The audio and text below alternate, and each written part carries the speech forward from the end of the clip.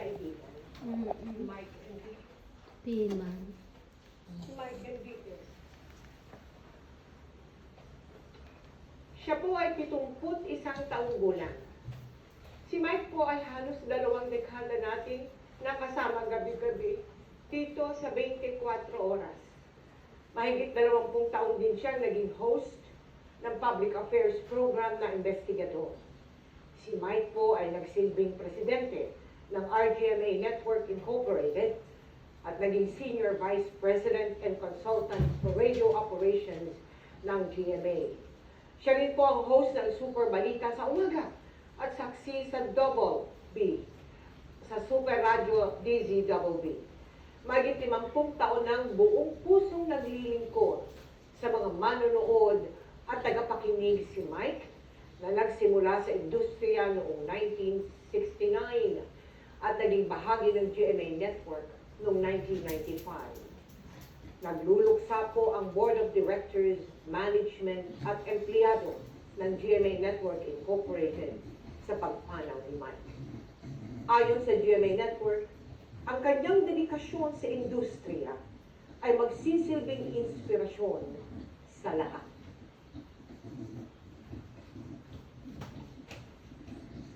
Sa mahigit 50 dekada niya sa industriya ng broadcasting, hindi maipakaila ang tatak at kontribusyon ni Mike Enriquez sa trabahong kanyang minahal ng buong puso. Siya po ang kasama natin sa pagtutok sa malalaking balita at sa pagiging saksi sa kasaysayan. Ang aming kaibigan, kapuso at kasamahan, minahal at inabangan din ng milyong-milyong mga Pilipino. Super Radio DZBB! Magandang umaga Luzon, magandang umaga Visayas, magandang umaga Mindanao. Mula pagsikat ng araw, 6 na minuto makalipas ang kapito ng umaga na magkaan ang namumuong sama ng panahon. Live mula sa GMA Network Center, ito ang 24 oras. Bakit hanggang ngayon ay 8 milyon pa rin ang nagdodroga sa Pilipinas? hanggang sa pagkagat ng dilim. Nakatutok kami 24 oras. Ang kanyang trademark na tinig Sabi nga ng ilan same pa rin. ang naghahatid sa atin ng mga balitang walang kinikilingan at walang pinoprotektahan. Hindi namin kayo tatantaran. Mahigit 50 taon na ang career ni Mike Enriquez sa broadcasting. Nagsimula yan nung siya ay 19 years old pa lang. Sa di sinasadyang pagkakataon nang dalawin niya ang isang kaibigang nagtatrabaho sa radyo.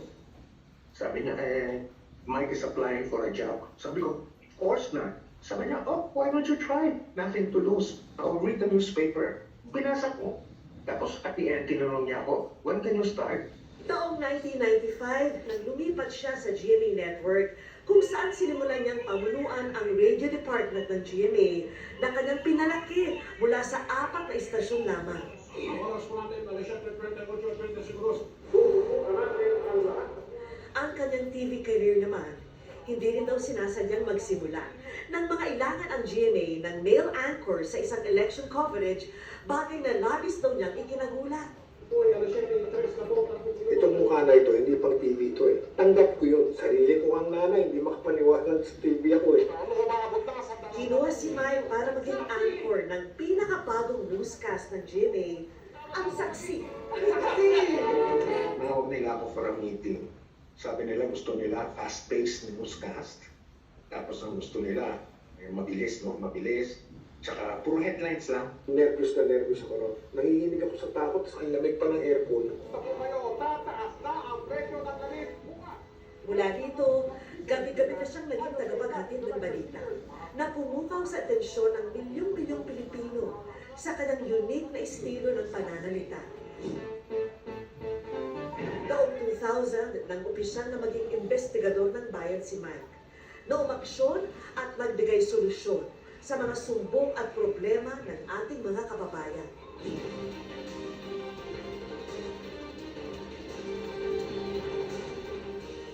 At pagsapit ng 2004, lalo pa siyang naging bahagi ng bawat gabi ng mga Pilipino Narito ang pinaka-respetado, pinaka-pinagkakatiwalaan.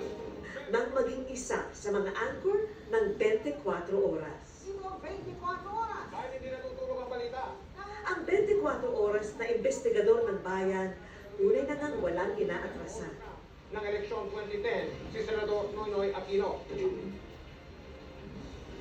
Senador, magandang gabi po. Mula gyera sa Iraq, Ay, tanong tapo ng mundo kagaling dito. Iisa lang kami. Iisa lang ang aming misyon. Lahat kami mamamahayag.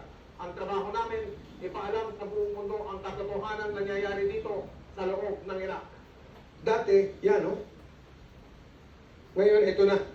Sa lupa. pati pinakamalalakas na bagyo.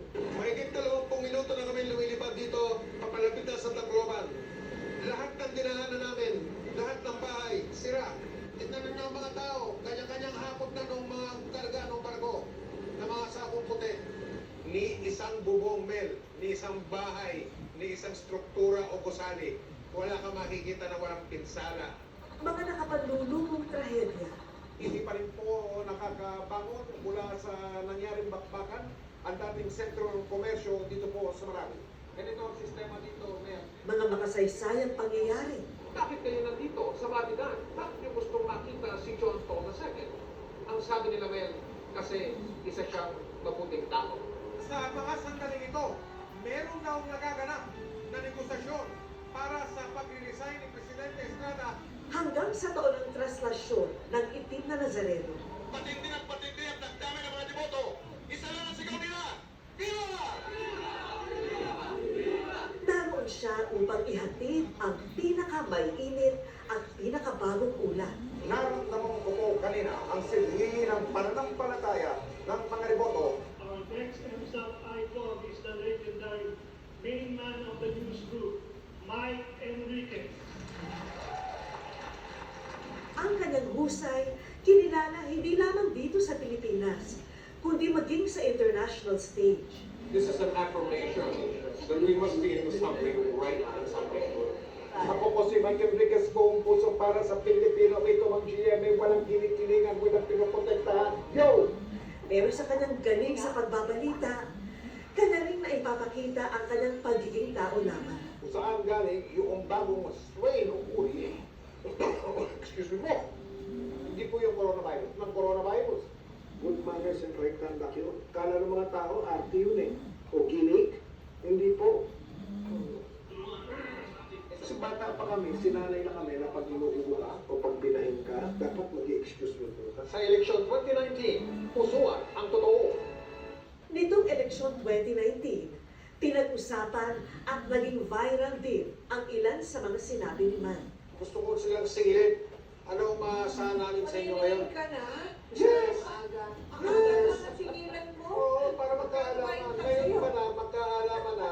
Para sa habang umuusan ng kanilang termino, nag-check natin yung ginagawa nila versus yung pinangako nila.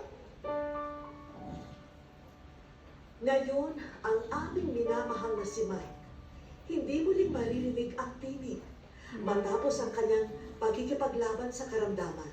Pero sa aming puso, malinaw na malinaw pa rin ang kanyang boses. Hindi namin kayo tatantanan. Ako po ang inyong kapuso, Mike Enriquez. Gabay namin sa paghahati ng serbisyo at katotohanan at ng matapang na pagbabalita. Paalam, Mike, hanggang sa ating muling pagkikita.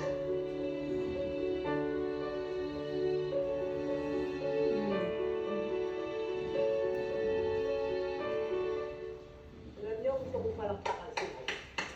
Galing talaga. Woo! At yan po ang mga balita ngayong Martes. Ako po si Mel Tiangco. Ako naman po si Vicky Morales para sa